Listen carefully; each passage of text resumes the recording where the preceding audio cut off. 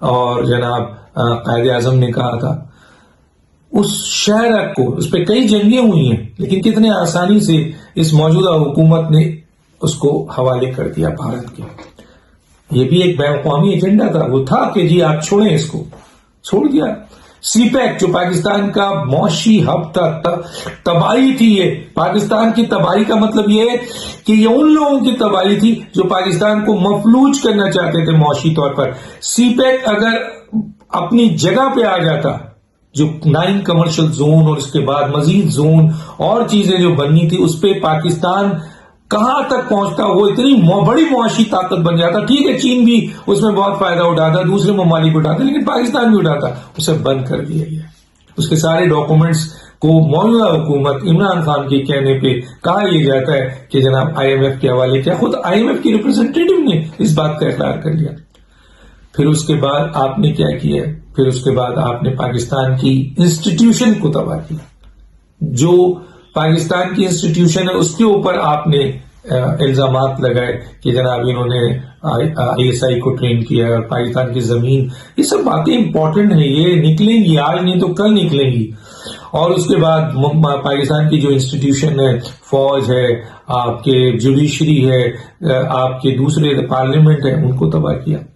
اور سب سے اہم ادارے جس کے بارے میں قائد اعظم نے کہا تھا 1948 میں کہ یہ اسٹیٹ بینک آف پاکستان، یہ پاکستان کا صرف ایک معاشی ادارہ نہیں ہے، بلکہ یہ ادارہ پاکستان کی قومی سلامتی کا ضامن ہے، اور اس کا نقصان پاکستان کا نقصان ہے۔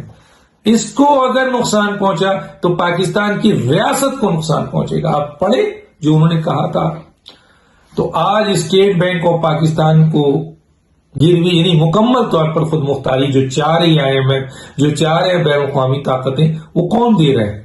آج کابینہ نے اس کا بل پاس کر دیا، اب اس کو کیبنٹ میں لانے کی تیاری ہو رہی ہے۔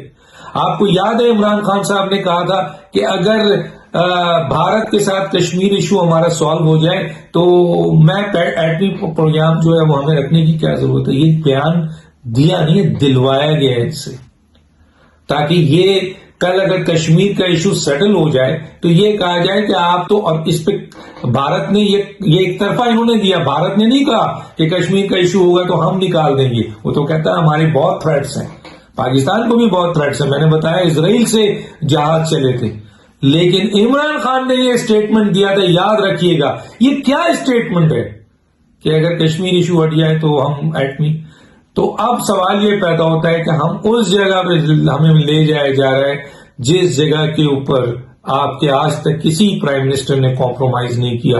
ایک آدمی جیل گیا، اس کی حکومت نکلی، نواز شریف کی بے نظیر صاحبہ شہید ہوئی، ذوالفقار علی بھٹو شہید ہوئے، آپ کے ضیاء الحق کو جو ہے وہ ہوا میں جو ہے وہ ان کو شہید کر دیا گیا یا ان کو ہلاک کر دیا گیا۔ اسی طریقے سے بے انتہا ایکشنز ہوئے، لیکن کوئی کمپرومائز کسی نے نہیں کیا۔ موجودہ حکومت اب IMF کو مکمل طور پر معیشت دے چکی ہے، موجودہ حکومت سی پیک بند کر چکی ہے، موجودہ حکومت کشمیر کا سودا کر چکی ہے، میں نہیں کہتا، سبھی کہہ رہے ہیں۔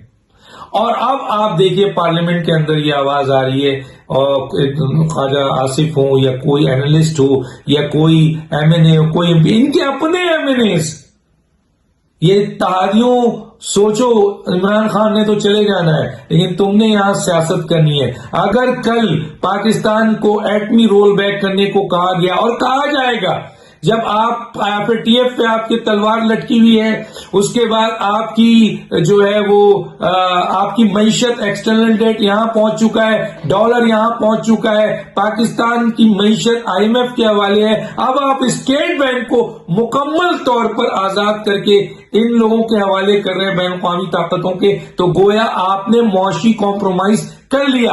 اب وہ جو ڈکٹیٹ کریں گے وہ ہوگا۔ پاکستان بینکرپسی میں پہنچ چکا ہے۔ آپ نے شفر زیدی کی بات سنی ہے، اور یہ باتیں ڈاکٹر اشفاق، حفیظ پاشا، ڈاکٹر شاہد حسن، بڑے بڑے لوگ کر رہے ہیں، اور اب یہ بات آ رہی ہے کہ جناب پاکستان کا ایٹمی پروگرام سرنڈر کرنے کے لیے موجودہ حکومت ایسے حالات پیدا کر رہی ہے، بین الاقوامی طاقتوں کے ایجنڈے کو پورا کر رہی ہے۔